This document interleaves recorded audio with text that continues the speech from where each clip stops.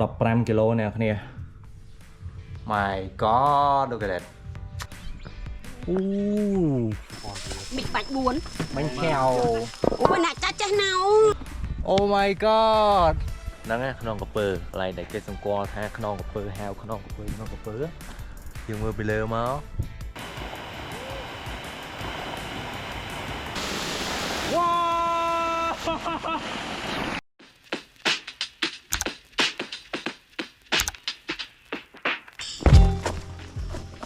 អូខេឥឡូវគឺថា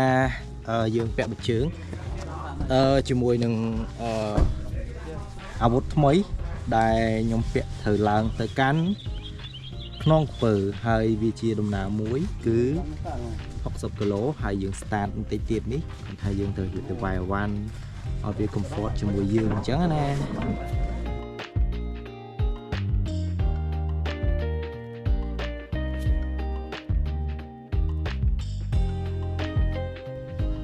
15គីឡូអ្នកគ្នា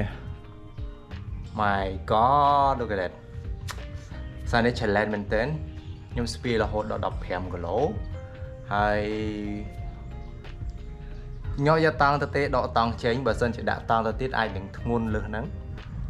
តែខ្ញុំសង្ឃឹមថា trip លើនេះខ្ញុំអាចធ្វើបាន Yeah so ជួបគ្នាតាមផ្លូវទៅកាន់ខ្នងក្រពើដែលជាដំណើរ60គីឡូថ្ងៃទី1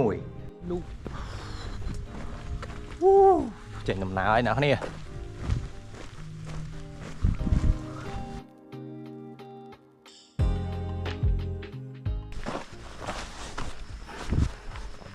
Oh my God ក្តៅយើងចេញពីភូមិរៀងថ្ងៃគួរសមហើយម៉ោង10-15នាទីអញ្ចឹងក្តៅមែនតើអ្នកគ្នាអែមនោះក៏ដើរដែលយើងទៅសូអ្នកឃើញណ៎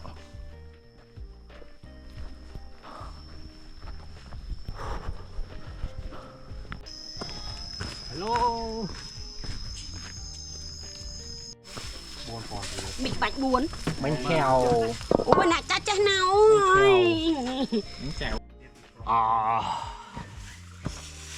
ដល់ដំណាក់ចាប់ផ្ដើមឡើងទៅក្នុងផ្សារក្នុងកពើ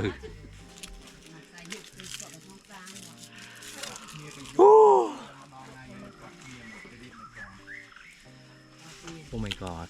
ណែដងទៅជាយ៉ាអ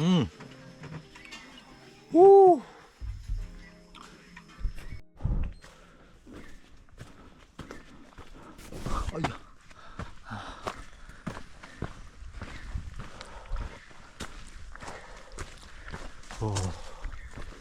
នេះចាប់ផ្ដើមឡើងទៅក្នុងពើហើយ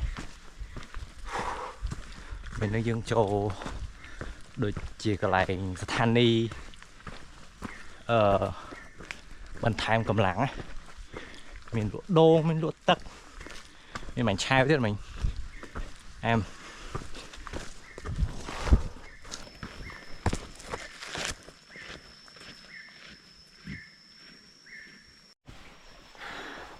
តែយើងមកដល់អូនេះអូត្រជាក់ចិត្តយ៉ាអូយ៉ាណែស្មាអស់ហើយ2សាខាសានសុក អូដល់អ៊ីអន2មានទឹកលក់ទៀតសាហាវមែនតើអូតកកត្រជាក់ជុំ3ថ្ងៃភ្យុះនឹងកម្របានមើលកម្របានមិនឡាទៅ ការដើរមកកាន់ខ្នងក្រពើនៃដំណើរ60គីឡូនេះគឺមានអារម្មណ៍ថាហត់មែនតើព្រោះដោយសារខ្ញុំចេញពីភូមិរៀងថ្ងៃគួរសមដែរហើយក៏ដូចជាតាមផ្លូវដែលគ្នាបានដឹងអញ្ចឹងគឺយើងត្រូវឡើងរហូតអញ្ចឹងខ្ញុំត្រូវរកស្បែកជើងណាដែល comfort ជាមួយនឹងជើងរបស់ខ្ញុំក៏ដូចជា outfit ជាក់ស្ដែងដូចនៅក្នុងវីដេអូមួយនេះអញ្ចឹងសម្រាប់ outfit ក៏ដូចជាស្បែកជើងគឺខ្ញុំបានមកពី 361 Cambodia ហើយអ្នកគ្នាក៏អាចរកបាននៅក្នុង 361 Cambodia បានដូចគ្នាដែរ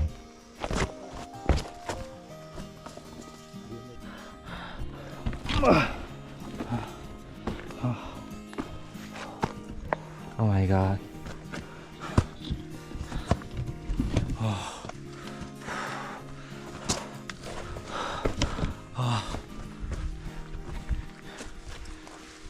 thế này nè khné ơi chưa miền chụp hiện này cho sao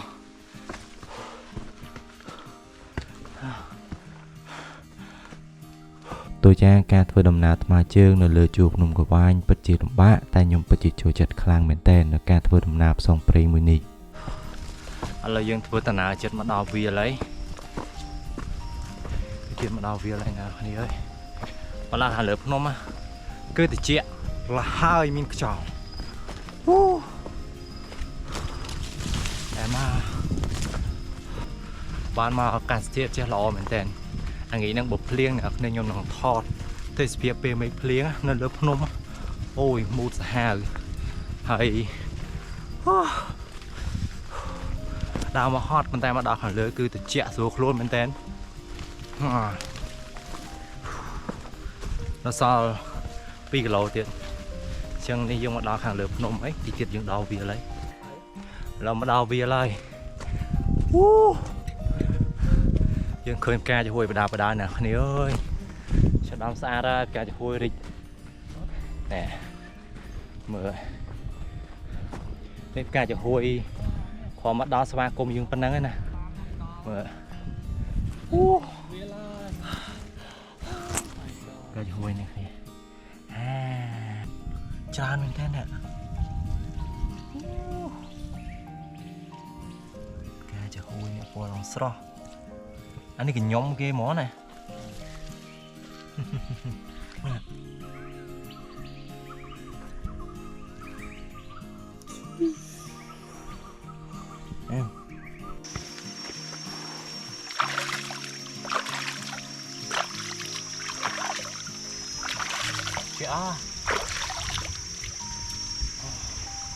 ជាក់មែនគ្នាយើងមិញមកដល់អូចឹងយើងដៃលុបមុខអូស្រួលខ្លួនណាជាក់ទៅអាប់ណូមានពើកស្អាតណាស់កោបអានេះឃើញទេអូយគេឃើញទេសខ្ញុំស្មានដល់ភ្លៀងដែរមិញចិត្តដល់ហើយនៅសល់1គីឡូកន្លះទៀតទេយើងទៅដល់កន្លែងបោះតង់ហើយឬក៏ផ្ទះស៊ីអាយ so day 1 complete ហើយបន្ទាប់មកយើងបោះតង់ប៉ុន្តែខ្ញុំយកតង់មកទេគឺខ្ញុំយករឹកមកហើយការដើរ60គីឡូនេះគឺខ្ញុំដើរដោយដេកអន់រឹងសុទ្ធតែម្ដងគឺអត់បាញ់ទៅតង់មកទេព្រោះដោយសារខ្ញុំដាក់តង់ទៅវាធ្ងន់ពេកពេលយើងមកដល់លើមិនតាមផ្លូវយើងដើរមកឡងហត់ហ្មងទៅពេលមកដល់ខាងលើឡង Oh my god លយមើលនេះក្នុងកពើហើយយើងដល់60គីឡូថ្ងៃទី1យើងស្រស់ស្រាយប៉ុណ្ណឹងហើយចុះតម្រាំថ្ងៃទី2ថ្ងៃទី3ទៀតមិនដឹងយ៉ាងណាទេណាគ្នាខ្ញុំធានាថាខ្ញុំនឹងថតរូបឲ្យបានស្អាតទេសភាពឲ្យស្អាតជាមួយឧបសគ្គដែលខ្ញុំជួបតាមដងផ្លូវ60គីឡូនេះថាវាយ៉ាងណាចឹងកុំភ្លេចមើលវីដេអូនេះទាំងអស់គ្នាបាទបងកាយហត់ហើយបងកាយឈប់ហ្នឹងច្រើនគីឡូពេកនោះមុខញញឹមលេងរិចហីញញឹមលេងស្រស់បោះហើយគ្នាយើងមិញណាខ្ញុំឲ្យមើលផ្កាចំហួយហើយឯងមិនតិចកន្លែងដែលwelcome ភ្ញៀវមកដល់អញ្ចឹងណាឥឡូវនេះគឺយើងទៅកន្លែងផ្កាចំហួយមួយទៀតកន្លែងហ្នឹងនិយាយពីថាបណ្ដុំផ្កាចំហួយនៅក្នុងក្រពើនេះតែម្ដងបាទព្រោះឥឡូវផ្កាចំហួយនៅក្នុងក្រពើចាប់ដើមរីកហើយសុំថែម5 trip ទៀតចង់និយាយចឹង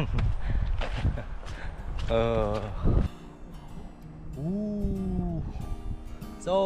ឥឡូវយើងទៅមុខទៀតព្រោះមេឃចង់ភ្លៀងអីហើយយើងទៅតឡើងអន្រឹងកន្លែងគេងរបស់យើងហើយ yeah so ឥឡូវយើងមកដល់ហើយម៉ោង 2:40 នាទីលឿនមែនតើចាំមើលថានេះទៀតយើងមានអីអាប់ដេតបន្តទៀតចាំមើលទាំងអស់គ្នាអូខេទេសភាពអែមែនតើខែនេះខ្ញុំ rate ឲ្យ10 លើ 10 มาเล่นอ่ะนี่ finally เนี่ยนี่ឥឡូវមកដល់ខាងលើហើយគ្រាន់តែមកដល់ហ្នឹងគឺចាប់ដើមអាលឹមតិចតិចហើយមេឃនេះចង់ភ្លៀងអ្នកនេះឃើញខាងមុខនោះឡងសជាព្រោះហ្នឹងស Oh my god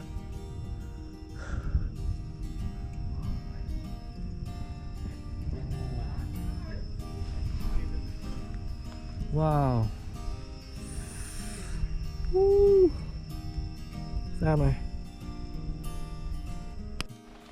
អូខេនេះខ្ញុំតឡើងដំបូលហើយព្រោះដោយសារយើងចងរឹងអញ្ចឹងយើងត្រូវចន្លោះណាដែលវាល្មមដែលយើងអាចចងរឹងបានអញ្ចឹងតឡើងហើយយើងដាក់តាមនេះសិនand ចាំបន្ទាប់មកចាំយើងតឡើងតង់ហើយឡើយនេះ view អូអាមអញ្ចឹងរឹងយើងអត់ទាន់តឡើងទេ and ចាំពេលយើងមកពីកន្លែងទឹកធ្លាក់វិញបានយើងតឡើងរឹងព្រោះខ្លាចវាអន្សាវក៏លំមេពុកមកលំYeah so ជួបគ្នាកន្លែងទឹកធ្លាក់អូសាមែនទេឥឡូវយើងដើរទៅកន្លែងក្នុងកំពើកុំឲ្យអ្នកគ្នាឆ្ងល់ថាគេហៅថាក្នុងកំពើមិនលើនៅមានកំពើមែនឥឡូវខ្ញុំនាំអ្នកគ្នាទៅមើលកន្លែងក្នុងកំពើហ្នឹងថាវាដូចអត់ហើយបើដូចជួយ comment ប្រាប់ហូបថាដូចប៉ុន្មាន%ហើយបើសិនជាមើលនៅក្នុង screen អត់ច្បាស់ទេមកមើលផ្ទាល់បានអូអាប់នេះស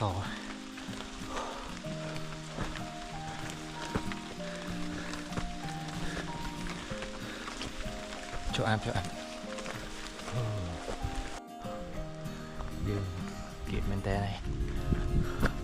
លើនេះសនេះអ្នកឃើញ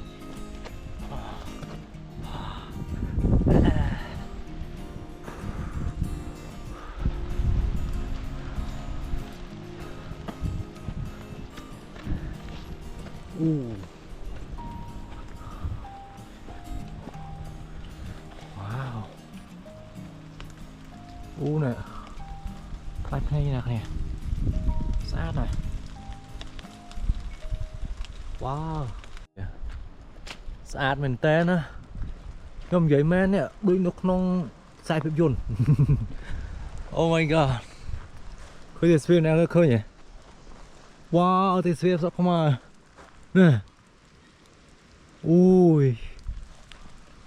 មកហើយបើនិយាយពីការចំហួយច្រើនតែមែនតើហ្មងអ្នកនេះអូយវ៉ាវខ្ញុំអ្នកឡើងព្រឹសស្បល់អ្នកនេះបាសរោមហ្នឹងបាសរោមហើយវ៉ាវអ្នកនេះហ្នឹងក្នុងកំពើកន្លែងដែលគេសម្គាល់ថាក្នុងកំពើហៅក្នុងកំពើយ៉ាគ្នាយើងឥឡូវនេះយើងដើរទៅកន្លែងទឹកធ្លាក់អូខ្មែរក្រហមហើយយើងទៅមើលទឹក and បើសិនជាមានទឹកនេះអត់ត្រជាក់ខ្ញុំនឹងងូតប៉ុន្តែដល់ត្រជាក់អ្នកគ្នាព្រោះឥឡូវនេះខ្ញុំដើរទៅហ្នឹងក៏មានអារម្មណ៍ត្រជាក់ដែរព្រោះរៀងល្ងាចដែរហើយឥឡូវរាំងភ្លៀងហើយពើចាប់ផ្ដើមមកបដាអ្នកគ្នាព្រោះចាប់ផ្ដើមមេរាំងពើក៏មកបដាដែរហើយចាំមើលថាទស្សនភាពនៅកន្លែងទឹកធ្លាក់អូខ្មែរក្រហមហ្នឹងយ៉ាងណាតើឲ្យខ្ញុំថតអ្នកគ្នាបានមើលខ្ញុំមែនខ្ញុំចង់ recommend អ្នកគ្នាមកលេង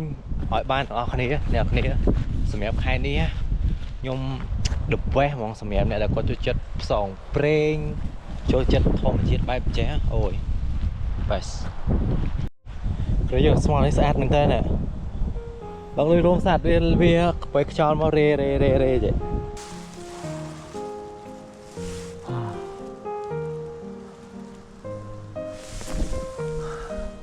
ឬសលេងអីអត់យ៉ាឥឡូវយើងមកដល់ទឹកធ្លាក់អូខ្មែរក្រហមអីតែយើងទៅចុះទៅក្រោយបន្តិច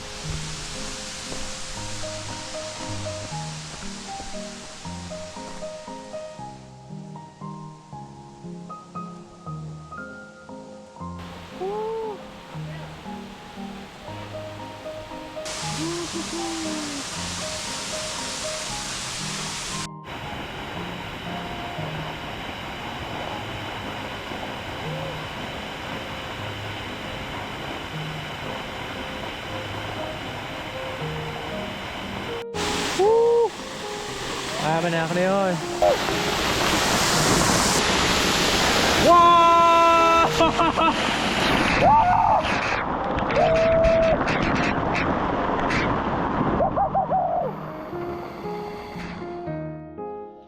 วนี่ก็anh kê nhúng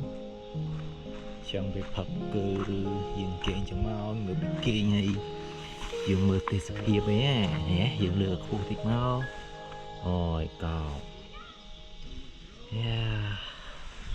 nó khá nhận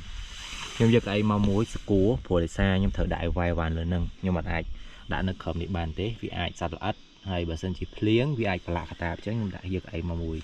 chật ngốn tái giờ ấy mà cú những đại van đại chứ này dạ ở đây xa pe giúp cứ như bạn miền sẽ làm pe tép phổ để xa dương màu bị khăn khóm hiện ở cái làng của xóm đá rồi nơi lên ní dùng ní nhưng cái thà những hiện được chẹt buộc cho là hiện lý hay là nghệ mấy nứng ở miền Pleiên tiết rồi lại cứ chấp đam chỗ kia nhảy dương nó bây giờ cái làng sái dương từ khổng xá hay dương nâng từ 10 ngày thì tịch đá an chẳng video ngày thì muối miền phần nắng hay cho mở bếp phất miền này đạp để tiết chăm nhom đặt nó không lọt nâng bật hàm thiệt